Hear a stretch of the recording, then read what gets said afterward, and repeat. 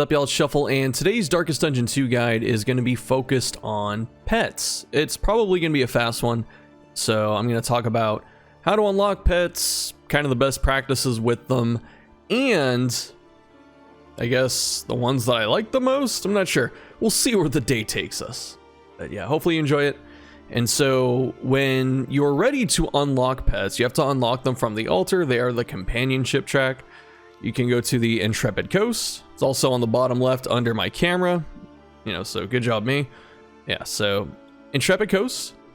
And then this is the track you want. Up to 155 candles to get the Shambler spawn, which is a really cool, fun, and pretty good pet. So it's worth it, but like, is it worth it at the cost of all of these characters? Probably not. Is it worth it at the cost of the gacha machine spitting out items? Probably not. Is it worth it compared to memories? Probably. It's probably better than memories, because memories are like a super late game type of thing. But I mean, even a couple memories are good, but we're not talking about memories. All right, we're talking about pets. All right, so the first pet you get is the Orphan Wolf Cub, and I really like that this is the first one because it's a very straightforward and easy pet, not only to understand because you don't have to gear for it specifically, because it always gives you 10 positive relationship chance, and that's just great. That is good enough on its own. However, it also gives you stress resistance per piece of luxury gear, and that's wagon gear. So a lot of the pets require that you build your wagon items around them. But the luxury gear is stuff like, wait, no, Sager's Tinkers. Where is luxury? I wish you could sort this, but let's see. So Strongbox, really good luxury gear. T-Service, very good luxury gear. Trinket Organizer, fantastic as well. And I think there's one or two more. So the luxury gear is really powerful, and it's definitely worth building around the Wolf Cub, because, if you do that, you get this extra 6% positive relationship chance, you get extra storage space, and you find more trinkets on top of all the stuff we just talked about. So you get the extra stress resist and positive relationship. That's insane. It's really good. And honestly, if you are a new player and you just want to get the Wolf Cub, that's all you need. You don't need any of these other ones for a long time. I mean, even if you can't get the other items out of the gacha machine, the working fields, the Wolf Cub's good enough. Although these first couple are okay. And so the thing to know too is that with pets, it will always be 3 that show up at the first inn. And so if you have more than 3, it will randomly pick 3, but if you have 3 or less, you will always get these ones. So if you want to just keep it to these, you can just unlock the first 3. And they're all pretty cheap at the start. I forget exactly how much, but this can't be more than like 20, I imagine. So the Wolf Cub's good. The Pliskin is good. This one gives you some healing. And the Unnatural Owlet is a bit harder out of these 3 to gear for in terms of your wagon, because as we see here, you get the res piercing for debuffs per Tinker Gear. Tinker Gear is a bit harder to make builds off of, besides, like a Say Gear and stuff like that, but there are a couple. I think there's like right here, Explosive Magazine, make explosive items, increase stacking, stuff like that. You have to have more things unlocked to make use of it, and it's a little harder to justify. But the Pliskin, the snake, easy, just slap it on, it's good. Wolf Cub, slap it on, it's good. Those are both really good starter pets. And so for the rest of them, actually, we can just go through it on the list, right? So as for the rest of them here, I guess we'll just start at the top. The Carrion Eater, this is okay. The thing that I don't like about the Carrion Eater is when it says on killing blow for a corpse, you heal. This does not work with corpse destruction. So if you use Dead of Night, Magnesium Rain, stuff like that, it doesn't trigger the heal and the block, which is really unfortunate. So you have to attack the corpse and kill it. And it's like the amount of times you can attack an enemy and kill the enemy instead of attacking the corpse twice to make sure it dies, because usually a corpse takes 2 hits unless you have a trophy. You're preventing 15 damage anyway. It just doesn't feel worth. And so the next one is the Crocodilian Hatchling.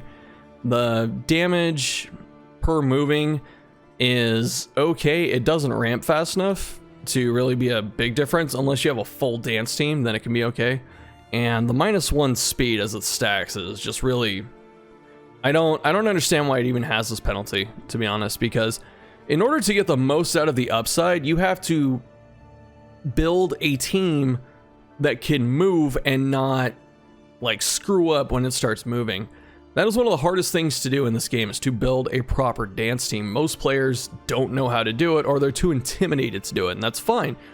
But, you know, it's gonna punish a small group of players that already know how to do it, and the upside isn't that beneficial, because the 2% and stuff like that, it starts to really matter when you do it a lot, but, you know, for most road fights, not gonna matter. Some boss fights, not gonna matter. So really just not worth it. I really don't recommend this pet.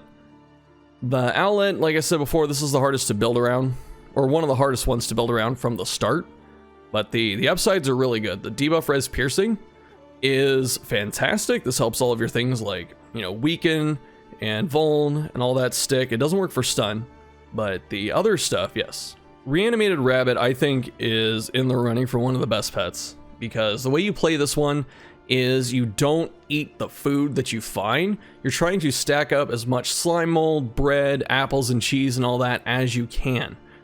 And so you have to get a few things with it. Like, if you get this pet, you need a few specific items, and then it becomes almost unstoppable. And the first one you need is food barrels. So as you see here, the more food you have, you get 10% resolute chance if you have over 10.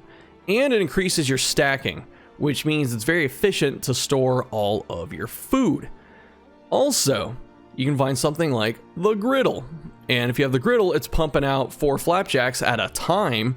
So this adds more to your food bonus. So if you have more and more food, you get more and more max HP.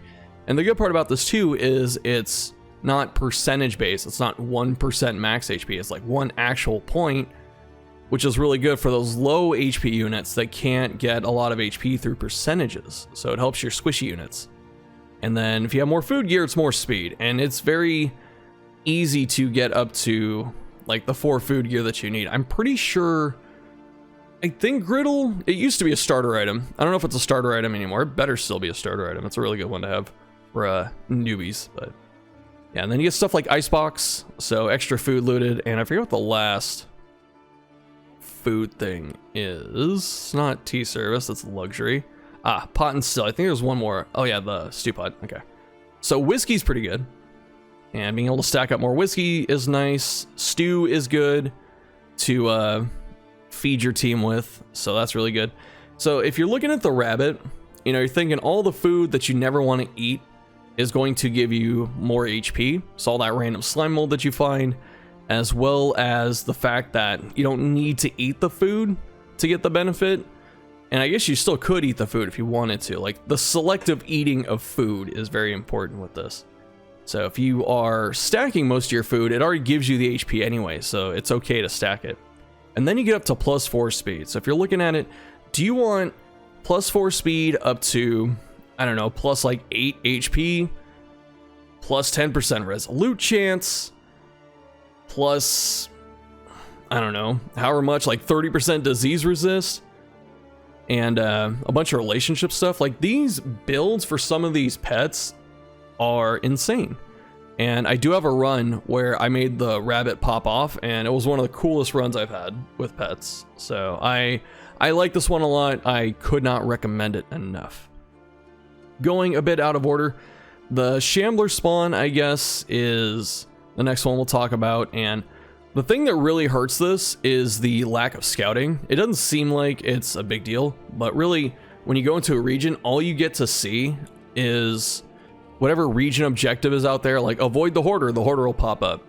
And the lair and the guardian, that's all you get to see, unless you have some kind of other insane scouting quirk or item or something. But that's it. That's all you get.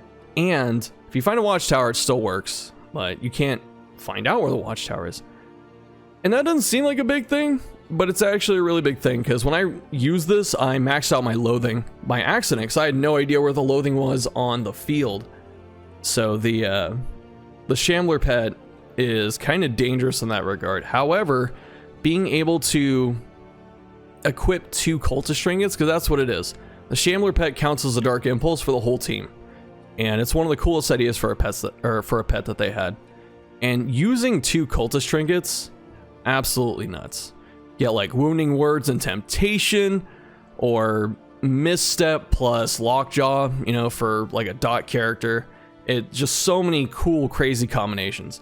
And you still get to see the cultist encounter. So it's like, that's the other thing I forgot to talk about. So you get the lair, the guardian, some random other region thing if it's applicable, and you get to see cultist nodes. So you should hit every single cultist node that you find in order to get those trinkets. Really fun pet. I wouldn't say it's broken, because it has some really big drawbacks, and you're at the mercy of cultist drops. But if the stars align, it's very good. Shrieker Chick, I really don't like this pet. The extra baubles are nice. This is almost becoming a tier list, but yeah, so the extra baubles is helpful, and the 2% crit per scouting gear isn't bad. Scouting gear is pretty nice, because you get to just find everything on the, you know, the map. And so it's 8% crit, extra baubles. It's not bad. I mean, I don't personally like it that much, but it's not bad. So, and it's one of the few pets that works when you get to the mountain, because for most intents and purposes, pets end up losing effectiveness there, like the tick and the carrion eater, because there's no corpses that you have to worry about anyway. Mucilaginous slime is definitely one of the best. So for each road gear you have, so that's like, I thought it was the trunks. I guess not. But you have like the wagon jack is really good. The leaf suspension. Oh, it is road gear. Okay, yeah, it's right here. This is on type, that's what it is. So leaf suspension is very good. The iron banded wheels are very good. There might be one other road gear that I am missing. There's the carriage lamps. There might be one more. There's always like one more out there somewhere, but found some luxury gear. So yeah, this is pretty safe to build around, because all of the things that you get or that you would equip with this are solid, and you can use them anywhere and they're good. You know, having extra wheels when you go to any region is good. Having 4% positive relationship chance in any region is good. And on top of that, you're getting a ton of debuff resistance. So you get to block all of those pesky, freaking immobilize, vulnerable, weaken, blind, which is everywhere. You get to avoid all of that, or at least you have a better chance. And you get extra stuff from running over items. That's really good. So I think this is one of the best pets for sure. And if you can get the items, it really pops off. And it's great. So I cannot recommend this enough. This is really good for pretty much any team. Pliskin we talked about, pretty safe healing. The extra healing received from medical gear is nice, but not really mandatory. Just being able to heal up after you complete a location is pretty nice for a lot of teams that aren't running like Plague Doctor or Vestal. You know, if you're running self-healers or occultists, then this really bridges the gap on your healing. So it's simple, don't have to build a ton of things for it. You know, medical gear just by and large is very good. Like the equipment, extra healing, and Chirurgeon Stable for disease removal is helpful when you need it. And there's one more that like produces, yeah, the mixing kit, so you get restorative items. So there's some really good medical gear out there, and Pliskin is solid. It's definitely good. Crimson Tick is cool. It needs a specific team. You know, having the ability to get crit and strength, and I believe speed, because that's what the blood is. Wait, currency, oh, common items. So the blood is right here. So you get crit, speed, and strength at the cost of pretty much 3 stress that you can, you know, mitigate. And that is very, very, very powerful. There are some characters like Hellion loves this. You know, being able to just go here, next turn you're hitting like a freaking bazooka, Mack truck, whatever you want to say. It's not the best for every single character, but I mean pretty much anyone doesn't mind having, like, even if you don't use the strength, getting a free crit and getting speed to make sure you get it off next turn it's good. So the blood is good. The pet is okay. Gotta make sure you keep some free space to get blood. Ideally, for an entire run, you get like 4 to 8. The lowest I've gotten is 2. The most I've gotten is 6. So I'm gonna say maybe 4.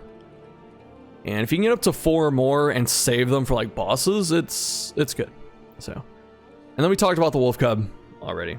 So I guess that's it. It took a little bit longer than I thought. I just kind of talked about pets. So I hope that was informative. All the pets are good and they're fun to build around, except maybe the crocodilian. I'm so sorry.